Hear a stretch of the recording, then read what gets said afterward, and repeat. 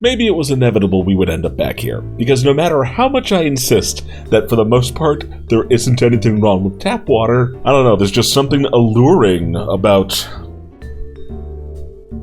bottled water. If you're unfamiliar with some of my product reviews, I've done a lot of different, especially sparkling water reviews over the years. Privately, I hold the opinion that American bottled water, specifically seltzer water, doesn't taste quite right. And I'm not insisting there's a specific chemical reason for that, it's just something that my palate has noticed over the years. Of course, outside of New England, a lot of Americans just don't drink spritzer or bubbly water, or whatever the hell you want to call it. I have commented on the irony that despite having one of the best water systems in the world, Germans drink a surprising amount of bottled water. And there's a couple reasons for that, but a lot of it has to do with there's this kind of culture of regional variation, and like every kind of area has their own set of mineral water variations, you know, because the different contents and the different water pools and all that stuff. And it may sound stupid to you, but on the other hand, in the age of microbreweries, I don't want to hear a goddamn thing after having 200 microbrewery lagers that are exactly the same. Where was I? Oh yes, I got a package from one of my European forwarding services that has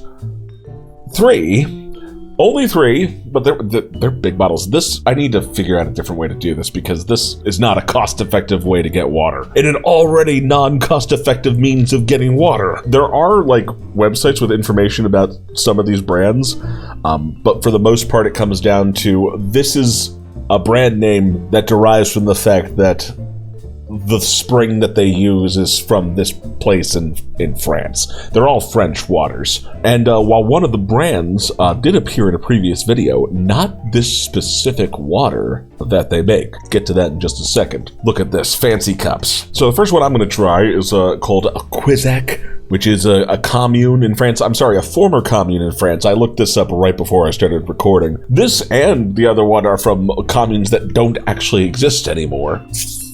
All right, so this one is carbonated. What an attractive blue-tinted bottle. Let's try this.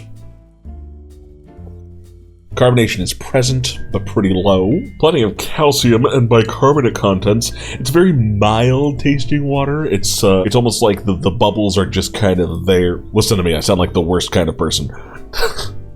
But no, like I'm an advocate that different waters taste different. This one is not sharp like a lot of different seltzers are. If you want a mineral water that's a little bit carbonated but not too much, that's a good choice. This next one is called Sandieri. Someone who knows how to speak French is going to figure that one out later and comment about it, I'm sure. What's cool about this bottle is that in addition to having some really good rigidity, it has this really interesting cap design, which I'm not sure mechanically. I don't think you can actually really see that, but oh, okay. So this, like, it's a twist off, but also a pop cap. It's gonna be hard to lose that cap, at least.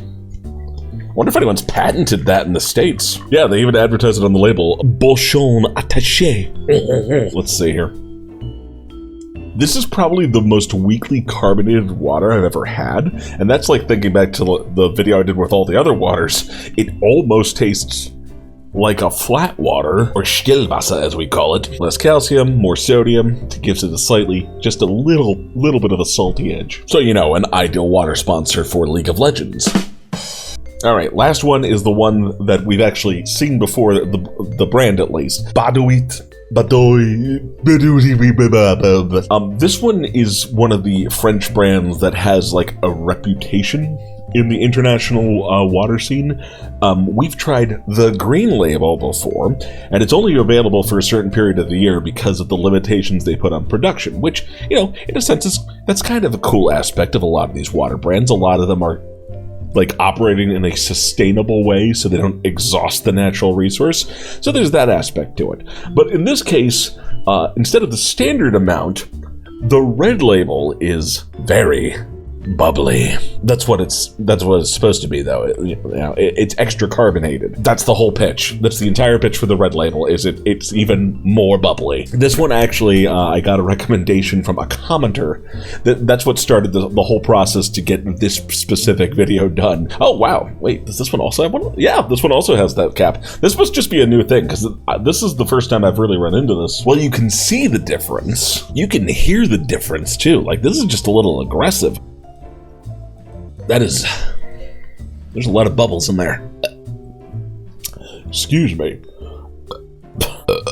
Okay, there we go. So yeah, I think one of the things that comes with the whole natural bubble mineral water scene, I talked about this in the last time that we did a big one, where sometimes it's not always clear if the thing that makes it bubbly is the natural part, or if it's just the mineral water part that's natural. But from what I recall of the research that I did, Baduit is naturally carbonated in addition to being a natural mineral water. When I compare it to like American waters, again, it's like a lot of the oh my goodness, a lot of that carbonation does not come straight into your mouth. I've heard people talk about that with water and with soda. It's like, oh, well, I don't like all those bubbles. But I mean, like, the effect that carbonation has on water has always been very pleasant to me in most contexts. But when I get to try one of these naturally bubbly mineral waters, the effect tends to be even more pleasing. And I've started to wonder if perhaps for people who are averse to the effect of artificial carbonation, if that would be something that some of them would like. Just a little product stop on my way to making more videos. I've noticed a few recent 45-second reviews have been getting a little bit more attention. Not all of that attention has been positive, but a lot of it has, and that's something that I appreciate. You know what I would really appreciate is if some of you shared my observations with your friends and family, because that's how growth works on a channel. There's only a few months left in the year, and I've got so much work to do in order to actually get things rolling to a place that's sustainable. And I can only do that with you guys. So, keep watching, and thank you for watching this one. I'll see you next time. Bye-bye.